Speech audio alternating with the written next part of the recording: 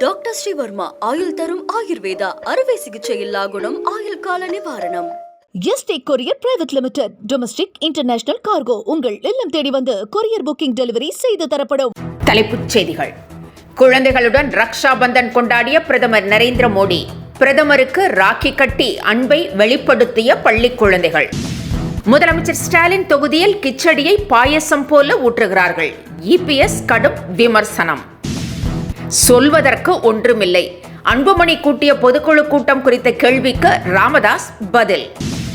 குறைந்தபட்ச இருப்பு தொகை 50,000 ரூபாய் பராமரிக்க வேண்டும்.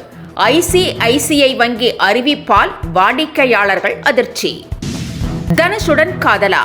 சோசியல் மீடியாக்களில் 2 நாட்களாக வெளியான செய்திக்கு நடிகை மிருனால் பதில். இனி விரிவான செய்திகள்.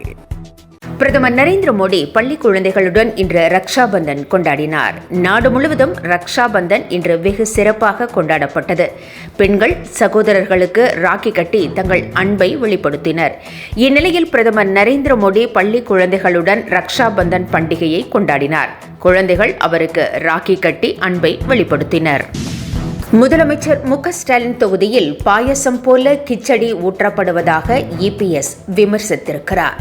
சாத்தூர், விருதுநகர் சட்டமன்ற தொகுதிகளில் பிரச்சார பயணம் மேற்கொண்ட எடப்பாடி பழனிசாமி சிவன் கோவில் சந்திப்பில் பேசினார். திமுக ஆட்சியில் லேப்டாப், திருமண உதவி திட்டம் போன்ற சிறப்பான திட்டங்கள் நிறுத்தப்பட்டதாக புகார் தெரிவித்தார். முதலமைச்சர் ஸ்டாலினின் கொளத்தூர் தொகுதியில் சமூக நல விடுதியில் தரம் இல்லா உணவுகள் கொடுக்கப்படுவதாகவும் இபிஎஸ் குற்றம் சாட்டினார். தமிழகத்தில் 22 அரசியல் கட்சிகள் உட்பட நாடு முழுவதும் 334 கட்சிகளை நீக்கி தேர்தல் ஆணையம் அறிவித்திருக்கிறது. கடந்த 6 ஆண்டுகளாக எந்த தேர்தலிலும் போட்டியிடாத கட்சிகளை கண்டறிந்து அங்கீகரிக்கப்படாத அரசியல் கட்சிகளாக அறிவித்துள்ளது. அதன்படி காமராஜர் மக்கள் கட்சி, மக்கள் நீதி கட்சி, அனைத்து இந்திய சமத்துவ மக்கள் கட்சி, மீனவர் மக்கள் முன்னணி உள்ளிட்ட கட்சிகள் நீக்கப்பட்டுள்ளன. குறைந்தபட்ச இருப்பு தொகை 50,000 ரூபாய் இருக்க வேண்டும் என ஐசிஐசிஐ வங்கி அறிவித்திருக்கிறது. வாடிக்கையாளர்கள் மத்தியில் இது பெரும் அதிர்ச்சியை ஏற்படுத்தியுள்ளது. ஏடிஎம்களில் 3 முறை இலவசமாக பணம் எடுக்கலாம் என்றும் அதன் பிறகு ஒவ்வொரு முறையும் 23 ரூபாய் கட்டணம் வசூலிக்கப்படும் என்றும் அறிவிக்கப்பட்டுள்ளது.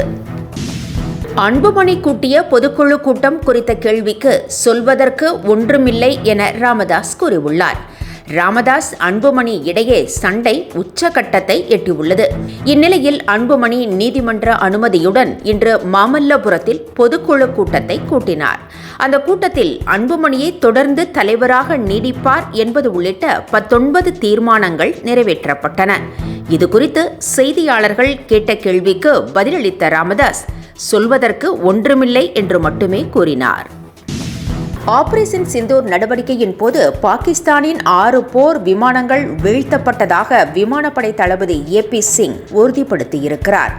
குறிப்பாக எல்லையில் இருந்து 300 கிலோமீட்டர் தொலைவில் இந்திய விமானங்களை கண்காணித்த பாகிஸ்தான் விமானங்கள் வீழ்த்தப்பட்டதாகவும் 300 கிலோமீட்டர் தொலைவில் உள்ள ஒரு விமானத்தை தரையில் இருந்து ஆகாயத்தை நோக்கி தாக்கி வீழ்த்தியது பெரிய சாதனை என்றும் விமானப்படை தளபதி தெரிவித்திருக்கிறார்.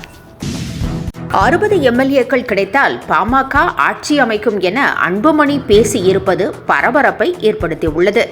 தமிழகத்தில் வட மாவட்டங்களில் பாமக வலிமையாக உள்ள போதிலும் தனித்து நின்று கணிசமான இடங்களை பெற முடியவில்லை. இந்நிலையில் தமிழகத்தில் வலுவான தொகுதிகளை குறிவைத்து வென்றால் 2026இல் தொங்கு சட்டசபை அமையும் பட்சத்தில் ஆட்சியை பிடிக்கலாம் என தொண்டர்களை அன்புமணி உற்சாகப்படுத்தி உள்ளார். கர்நாடகாவில் மாண்டியாவில் மட்டுமே வலுவாக உள்ள மதச்சார்பற்ற ஜனதா தளம் 37 சீட்டுகளை பெற்று ஆட்சி அமைத்தது குறிப்பிடத்தக்கது.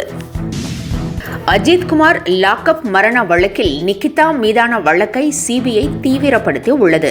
காரில் வைத்திருந்த நகைகள் திருடு போனதாக நிகிதா அளித்த புகார் பொய்யாக இருக்கலாம் என்ற கோணத்தில் சிபிஐ விசாரணையை திருப்பியுள்ளது. ஏனென்றால் நிகிதாவின் நடவடிக்கைகள் சந்தேகத்தை எழுப்பியுள்ளதாக கூறப்படுகிறது. திமுக அரசு அறிவித்துள்ள மாநில கல்விக் கொள்கை வெறும் விளம்பர நோக்கத்துடன் உருவாக்கப்பட்டது என்று ஜான் பாண்டியன் விமர்சித்திருக்கிறார். இருமொழிக் கொள்கை, நீட் தேர்வு எதிர்ப்பு போன்றவை தமிழக மாணவர்களின் கல்வித்தரத்தை உயர்த்துவதற்கு பதிலாக அரசியல் ஆதாயம் தேடவே பயன்படுத்தப்படுவதாகவும் விளம்பரங்களில் நேரத்தை வீணடிக்காமல் ஆக்கப்பூர்வமான நடவடிக்கைகளை எடுக்க வேண்டும் என்றும் ஜான் பாண்டியன் வலியுறுத்தியுள்ளார். தனுஷ் மிருனால் காதல் விவகாரம் சோசியல் மீடியாக்களில் பரவி வந்த நிலையில் அதற்கு மிருனால் முற்றுப்புள்ளி வைத்திருக்கிறார். தனுஷ் தனக்கு நல்ல நண்பர் மட்டுமே என்றும் தங்களை பற்றிய வதந்தி குறித்து தெரிந்தபோது சிரிப்புதான் வந்தது என்றும் மிருனால் குறிப்பிட்டிருக்கிறார். இத்துடன் செய்திகள் நிறைவடைந்தன. மீண்டும் காலை 10 மணிக்கு சந்திக்கலாம். வணக்கம். என்றும் உங்களுடன் மை இந்தியா. முக்கிய செய்திகளை உடனுக்குடன் தெரிந்து கொள்ள சப்ஸ்கிரைப் பண்ணுங்க, பெல் பட்டனை பிரஸ் பண்ணுங்க.